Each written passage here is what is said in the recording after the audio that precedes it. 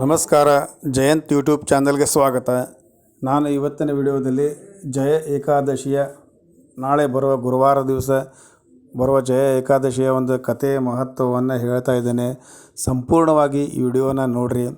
ಮತ್ತು ಇನ್ನೂ ಯಾರು ಚಾನಲ್ಗೆ ಸಬ್ಸ್ಕ್ರೈಬ್ ಆಗಿಲ್ಲ ಸಬ್ಸ್ಕ್ರೈಬ್ ಆಗಿ ಮತ್ತು ಈ ವಿಡಿಯೋನ ನೋಡಿ ಕಮೆಂಟ್ ಮಾಡಿ.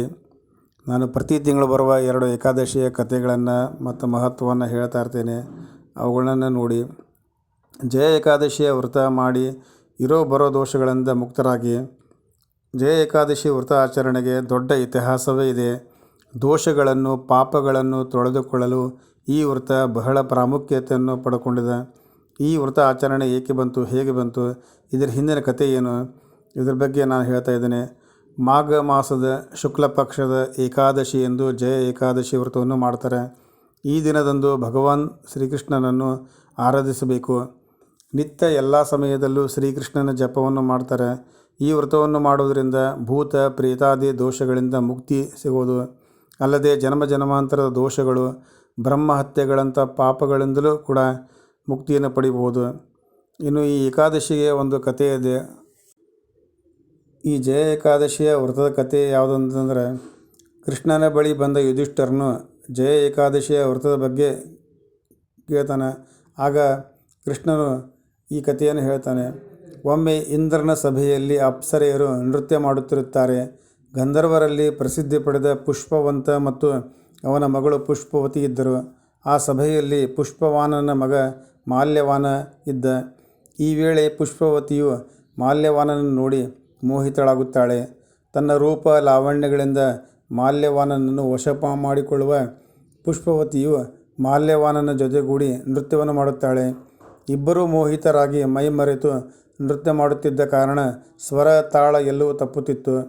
ನೃತ್ಯ ಪ್ರದರ್ಶನವು ಸಭೆಯ ನೀತಿಯನ್ನು ಉಲ್ಲಂಘಿಸಿದೆ ಎಂದು ಭಾವಿಸಿ ಇಂದ್ರನು ತನ್ನ ಆಜ್ಞೆಯನ್ನು ಉಲ್ಲಂಘಿಸಿದ ಕಾರಣ ನೀವಿಬ್ಬರೂ ಮೃತ್ಯುಲೋಕಕ್ಕೆ ಹೋಗಿ ಪಿಶಾಚಿ ರೂಪ ಧಾರಣೆ ಮಾಡಿ ನಿಮ್ಮ ಕರ್ಮಗಳ ಫಲ ಪಡೆಯಿರಿ ಎಂದು ಶಾಪ ನೀಡುತ್ತಾನೆ.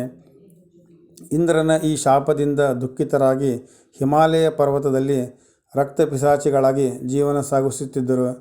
ಅವರಿಗೆ ಗಂಧ ರಸ ಸ್ಪರ್ಶ ಯಾವುದರ ಜ್ಞಾನವೂ ಇರುವುದಿಲ್ಲ. ಅವರಿಗೆ ನಿದ್ರೆಯೂ ಇರುವುದಿಲ್ಲ. ಹಾಗಾಗಿ ಈ ಶಾಪದಿಂದ ವಿಮೋಚನೆ ಹೊಂದಬೇಕು ಎಂದು ಎಷ್ಟೇ ಪ್ರಯತ್ನ ಪಟ್ಟರೂ ಆಗುತ್ತಿರಲಿಲ್ಲ. ಒಂದು ದಿನ ಅವರಿಗೆ ನಾರದರು ಪ್ರತ್ಯಕ್ಷರಾಗಿ ದುಃಖಕ್ಕೆ ಏನು ಕಾರಣ ಎಂದು ಕೇಳುತ್ತಾರೆ. ಇವರು ನಡೆದಿದ್ದೆಲ್ಲವನ್ನು ವಿವರಿಸುತ್ತಾರೆ. ಆಗ ನಾರದನು ಜಯ ಏಕಾದಶಿಯ ವ್ರತದ ಬಗ್ಗೆ ಮತ್ತು ಸಂಪೂರ್ಣ ವಿಧಿವಿಧಾನಗಳನ್ನು ಹೇಳುತ್ತಾನೆ. ಈ ದಿನ ಅವರು ಏನೂ ತಿನ್ನದೆ ಯಾವುದೇ ಪಾಪಕರ್ಮಗಳನ್ನು ಮಾಡದೆ ಭಗವಂತನ ನಾಮಸ್ಮರಣೆಯನ್ನು ಮಾತ್ರ ಮಾಡುತ್ತಾ ವ್ರತಾಚರಣೆ ಮಾಡುತ್ತಾರೆ. ಮರುದಿನ ಅವರಿಗೆ ಭಗವಂತನ ಕೃಪೆಯಿಂದ ಪೂರ್ವ ಶರೀರ ಅಂದರೆ ಮೊದಲಿನಂತಾಗುತ್ತಾರೆ. ಶಾಪಮುಕ್ತರಾದ ಪುಷ್ಪವತಿ ಮತ್ತು ಮಾಲ್ಯವಾನ ಇಬ್ಬರು ಪುನಃ ಇಂದ್ರಲೋಕಕ್ಕೆ ತೆರಳಿ ಇಂದ್ರನಿಗೆ ಪ್ರಣಾಮಗಳನ್ನು ಮಾಡುತ್ತಾರೆ. ಇವರನ್ನು ನೋಡಿದ ಇಂದ್ರನಿಗೆ ಬಹಳ ಆಶ್ಚರ್ಯವಾಗಿ ಪಿಶಾಚಿ ದೇಹದಿಂದ ನಿಮಗೆ ಹೇಗೆ ಮುಕ್ತಿ ಸಿಕ್ಕಿತು ಎಂದು ಕೇಳುತ್ತಾರೆ. ಆಗ ಇದರ ಬಗ್ಗೆ ಹೇಳುವ ಮಾಲ್ಯವಾನ, ಶ್ರೀಕೃಷ್ಣನ ದಯೆಯಿಂದ ಜಯ ಏಕಾದಶಿಯ ವ್ರತ ಆಚರಿಸಿದೆವು. ಇದರ ಪುಣ್ಯ ಫಲವಾಗಿ ನಮಗೆ ಶಾಪಮುಕ್ತರಾಗಿ ದೇವರ ಅನುಗ್ರಹಕ್ಕೆ ಪಾತ್ರರಾದೆವು ಎಂದು ಹೇಳುತ್ತಾರೆ. ಆಗ ಸಂತಸಗೊಂಡ ಇಂದ್ರನು, ಇನ್ನು ಮುಂದೆ ನೀನು ಪುಷ್ಪವತಿಯೊಂದಿಗೆ ಸ್ವಚ್ಛಂದವಾಗಿ ಜೀವನ ನಡೆಸು ಎಂದು ಆಶೀರ್ವಾದ ಮಾಡುತ್ತಾನೆ.